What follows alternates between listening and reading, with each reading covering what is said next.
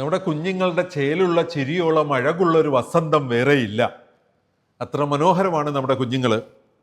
അതുകൊണ്ട് തന്നെ നമ്മുടെ ആശുപത്രികളിൽ കുഞ്ഞുങ്ങളുമായി വരുന്ന മാതാപിതാക്കൾക്ക് ബില്ലടയ്ക്കാൻ പോകേണ്ടതുണ്ട്, മറ്റ് പല കാര്യങ്ങൾക്കും മൂവ് ചെയ്യുമ്പോൾ അവിടുത്തെ വലിയ തിരക്കിൽപ്പെട്ട് കുഞ്ഞുങ്ങൾ കയ്യിൽ നിന്നൊന്ന് മിസ്സാകാനുള്ള സാധ്യത കൂടുതലാണ്.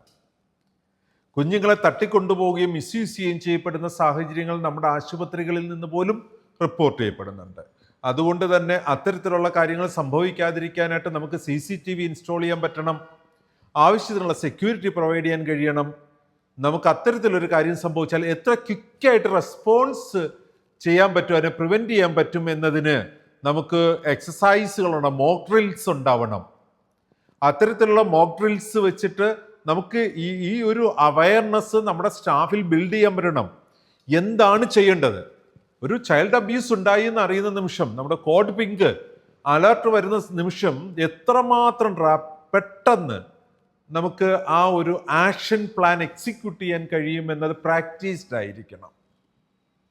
സോ നമുക്ക് കൃത്യമായ ഗൈഡ് ലൈൻസുകളിൽ കൂടെ നമ്മുടെ ഓർഗനൈസേഷൻ നമ്മുടെ സ്റ്റാഫുകളെ പരിശീലിപ്പിച്ചിട്ടുണ്ടാവണം. CCTVയിൽ എപ്പോഴും ദൃശ്യങ്ങൾ പതിയുന്നുണ്ടെന്ന് ഉറപ്പുവരുത്തണം പീരിയോഡിക്കലി. സോ ഇത്രയാണ് നമ്മളുടെ COP 11Fൽ പറയുന്നത്. The organization has measures in place to prevent child abduction and abuse.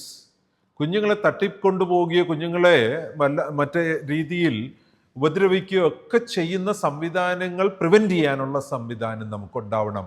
ഒരു CCTV വെച്ചിട്ടുണ്ട് എന്ന ബോധം തന്നെ പലപ്പോഴും അത്തരത്തിലുള്ള പ്രശ്നങ്ങളിൽ നിന്ന് ഒരു പ്രിവെൻഷനാണ്. അത് മാത്രം ഡിപ്പെൻഡ് ചെയ്ത് മോക്ക് ഡ്രിൽസ് ഉണ്ടാവണം കേട്ടോ നമ്മുടെ ഹോസ്പിറ്റലിൽ.